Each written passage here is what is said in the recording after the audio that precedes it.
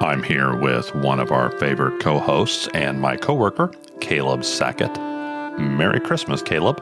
Merry Christmas, Jared. How are you today? Doing well. Welcome back to the show. You've been on several times now, haven't you? I sure have. I'm glad to be back. I'm glad you're here today. You have a Christmas message for us today, and I'm eager to hear that. But first, I want to read a couple reviews, or more specifically, have you read them. Yeah, I'd love to. One of the places to review the show is on Apple Podcasts, and that's actually probably 75% of my listeners listen on Apple Podcasts. So that's the most common place. I don't like the way the app is organized right now, in that you kind of have to get into the menus to find the episode notes, and to find a place where you can review the show. You have to kind of dig for it just a little bit, but it is still there, and people do leave reviews and commentary on what they like about the show. And so you have a couple in front of you right there. Why don't you read the first one? Perfect for a commute. Hey Chaplain has become my podcast for my commutes. I am still working through the back episodes, so I can usually listen to 2 episodes a day, I assume. One on the way to work, one on the way home from work. Yeah. And I am finding myself looking forward to my commute so I can learn a little more about how I can better serve the officers I work with. Sounds like a perfectly good use of time, really. Yeah, and I'm not entirely sure who that is. I mean, there are some reviews where I know specifically who that person is, and maybe they've emailed me, or I know them personally or something like that. But that person, I presume, is working in a first responder agency, or maybe as a chaplain. I'm not exactly sure. And yeah, they're commuting back and forth. And if they start from episode 1, they've got probably about 3 months worth of commuting back and forth, before they start running out of episodes. Maybe they can go back and listen a second time. I'm not sure. Yeah, that's perfect. Yeah.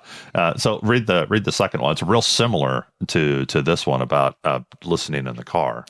Yeah, this one's called Hours Long Binge. I recently had a 16-plus hour road trip and discovered this podcast at a peer support chaplaincy conference a few weeks ago. I decided to listen to a couple episodes to see what Hey Chaplain was about. 9 episodes later, I was still listening, making my trip fly by. I enjoy that each episode has great insights for both first responders and chaplains. I took something away from each episode. Each episode is usually under 40 minutes or made into 2 parts, making it easy to listen to on a short commute or binge multiple episodes on a long road trip from the archives. I am almost certain that is a chaplain I know from Louisiana. He's a fire chaplain. And so I appreciate him leaving that review. And it's fascinating that he starts as like, I'm going to listen to an episode, and then listens to several hours worth. Hours of, back to back to back to back. That's some commitment there. Yes, it is. Yes, it is. Now, I've done that. If I'm in a car and I really, really am loving a show, I'll start digging through the archives and pulling up back episodes and that sort of thing. It makes the car ride go really quickly. And I like doing that. And it's a good way to engage your brain. Well, you learn. Give you a chance to really contemplate, maybe see things in a new way or a perspective you hadn't quite seen before, a different angle, if you will. Yep. I love learning through podcasts. If I have any downtime, I'm constantly trying to take in new information. It's what I like about podcasting. It's great that, these people took the time to review the show. I kind of imagine being both a show that's about and for police officers and also has the word chaplain in it. The algorithms probably aren't that favorable for you in terms of just putting the show in front of people. No. In fact, I think I have those 2 strikes against me, that it's pro-police, and at least with the word chaplain in it, the algorithms may assume it's a religious show, which it's not technically a religious show. I mean, obviously, I'm a religious person. There's all kinds of my Christianity that seeps in here and there. But I think that the algorithms perceive that this isn't something we're trying to promote. And so I kind of worry that I'm being held back just a little bit by the content. However, I can combat that by having people leave reviews. And so I asked you to leave a review. You're usually a Spotify user. Is that correct? That's true. All Yep. right. And Spotify, actually, I believe a Spotify user can leave a rating. Like you can rate it 1 to 5 stars in Spotify. But Apple lets you do a rating and a review. So what was the review process like for you? You got into the app, Apple Podcasts, that is, and tried to find where to leave a review. How difficult was that? It's pretty simple, really. Okay. I just searched for the show, clicked on it, scrolled down to the bottom of the page, saw a big old 5.0 down below under ratings and reviews. And there's a little tiny button that says write a review. And it was pretty much simple as that. And you do both, right? Leave a rating, you leave your how many stars, and then you can write something. Exactly. Yeah. Yep. Excellent. Okay. So relatively simple process, but it does take a little bit of navigating through some menus, kind of scroll down and find the place where you can do that. I hope that my listeners will do that, because if there could be hundreds and hundreds of reviews and 5-star ratings, then that will nudge the algorithm, even if there is some bias, some prejudice against a show called Hey Chaplain, the police wellness podcast. I know that title might be hurting me just a little bit, but I think that leaving reviews and 5-star ratings will counteract that. And if you have ever felt any kind of benefit from this show, or it's been a help to you, why wouldn't you want other people to be able to receive that? And the more reviews and ratings that are out there, it really does put this show in front of someone who might not be able to see it otherwise. Yeah. Tens of thousands of people have probably heard this show mostly through word of mouth. But there always are a percentage that just kind of randomly find it. And I want to increase that. I want the algorithms to work for me. And so more ratings, more reviews, all of that's going to help, put it in front of people. So the next time a cop is just scrolling through, like, what can I listen to tonight? They might actually just stumble upon Hey Chaplain. Kaleb, you and I work together. And so we each have opportunities to teach the other one. When you're preaching on a Sunday morning, I'm sitting in the audience listening to you, and vice versa. And so I'm interested in what wisdom and encouragement you have to share with police officers. You are a thoughtful individual. You are somebody who cares about what is right. You have compassion for people. When I approached you to have a message for Christmas, what was your reaction to that? I think my first reaction was, what would I want to say to our patrol officers that would be encouraging to them, and also not too preachy, but I am a minister after all, so can't help it. You got to up the JPMs a little bit. Jesus per minute. Yes. Yep. Well, I think my audience is going to understand that I'm not going to be heavy-handed or forceful with my religious beliefs, but I'm also not going to hide them, especially at Christmas. Christmas is a big deal here at the Hey Chaplain podcast. So I'm interested in what your insights are and what your encouragement would be here at Christmas time. Absolutely. As a minister, it's no surprise that I'm someone who believes in Jesus Christ and celebrates Christmas as a religious holiday, not just a commercial just a shopping one. holiday. No. And I think everyone can use encouragement around this time of the year, and particularly our patrol officers who are out there keeping us safe, doing good work at all times of the year, but especially during this holiday season. Yeah. So I have a little boy, 3-year-old. We get a lot of time together in the car as I'm taking him to and from preschool. And one of the things that we do together is we pray in the car. Your eyes are open, right? Yes, okay, thankfully. Right, okay, just making sure. Yeah. Usually his are too. But we pray together for all sorts of things, family members, loved ones. But we also try to make it a point to pray for different people in our communities.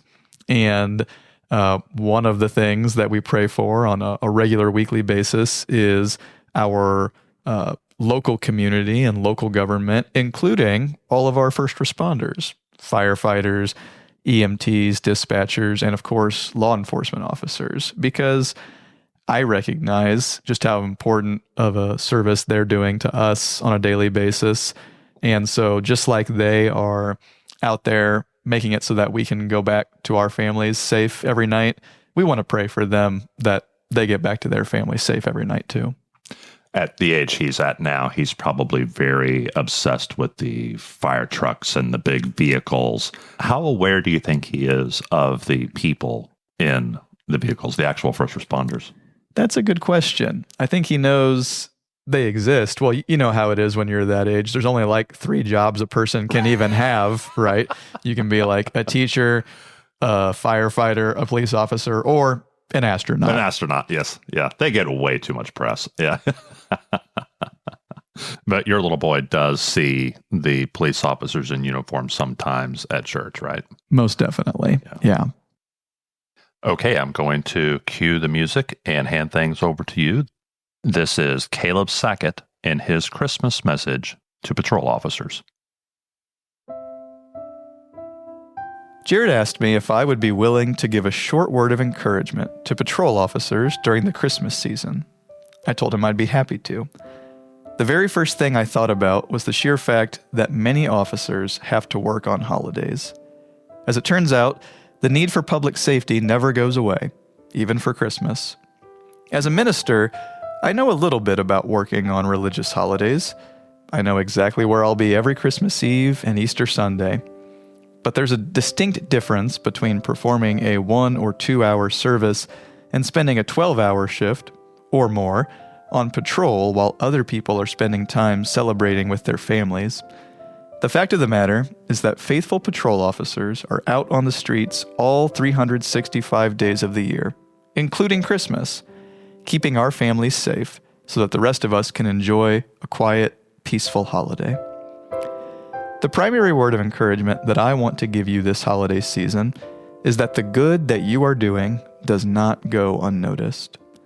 In the 6th chapter of the Gospel of Matthew, Jesus talks about how some people only do good things to be seen by others, saying, "Beware of practicing your righteousness before other people in order to be seen by them, for then you will have no reward from your Father who is in heaven." He then gives 3 examples of just how phony and insincere some people can be. His first example is about giving. He says, "Thus, when you give to the needy, sound no trumpet before you, as the hypocrites do in the synagogues and in the streets, that they may be praised by others. Truly, I say to you, they have received their reward. But when you give to the needy, do not let your left hand know what your right hand is doing, so that your giving may be in secret, and your Father who sees in secret will reward you." We live in a day and age of social media, where people love to be seen. Unfortunately, one of the ways people try to be seen is by publicly displaying their generosity, virtue signaling in order to receive praise from others. It's gross. The patrol officer isn't like that at all. You're extremely generous with your time. You give of yourselves to neighbors you don't know. You're even willing to lend a hand to people who actively hate you and are habitual lawbreakers. And you do it silently, going about your business, not expecting to receive commendation. Jesus' second example is about prayer. "And when you pray, you must not be like the hypocrites, for they love to stand and pray in the synagogues and at the street corners, that they may be seen by others. Truly, I say to you, they have received their reward. But when you pray, go into your room and shut the door, and pray to your Father who is in secret, and your Father who sees in secret will reward you." I'm not too sure how in vogue genuine prayer is today, but there are plenty of people who like to heap up empty phrases. I'm looking at you, politicians. And yet, typically, the people who are the most visible and vocal aren't the ones spending time in local communities day after day. You are. As you patrol, seeing the people that you're serving, you care for them, show concern for them, and give silent well wishes, saying your own kinds of prayers. And you do it all from the confines of your car, without anyone knowing just how many hours you sit, watch, and pray in your own way. The final example Jesus gives is about fasting.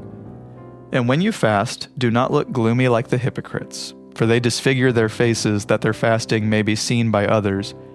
Truly I say to you, they have received their reward. But when you fast, anoint your head and wash your face, that your fasting may not be seen by others, but by your Father who is in secret. And your Father who sees in secret will reward you. Not many people are willing to sacrifice their daily comforts. If for some reason they do, they often make a big deal about it, making the sacrifice pretty weak. That's not true for cops. Depending on what calls you respond to, there might be entire shifts where you go without a meal. You might have to miss holiday meals or special get-togethers, and you do it without complaining, all while looking professional, spick and span. In all three of his examples, Jesus ends with the phrase, "And your Father who sees in secret will reward you." I don't know if you're religious or believe in God or a higher power, but I hope you're willing to believe me when I say that no good deed goes entirely unseen. You serve us citizens day and night, and you do so not to receive rewards and unending praise and admiration, but out of a sense of love and devotion to your community, your family, and perhaps your God. So please, do not grow weary of doing good, for your Father who sees the things you do when no one else does will reward you. On behalf of Hey Chaplain, we see you, we appreciate you, and we're praying for you and your families this Christmas season. God bless you.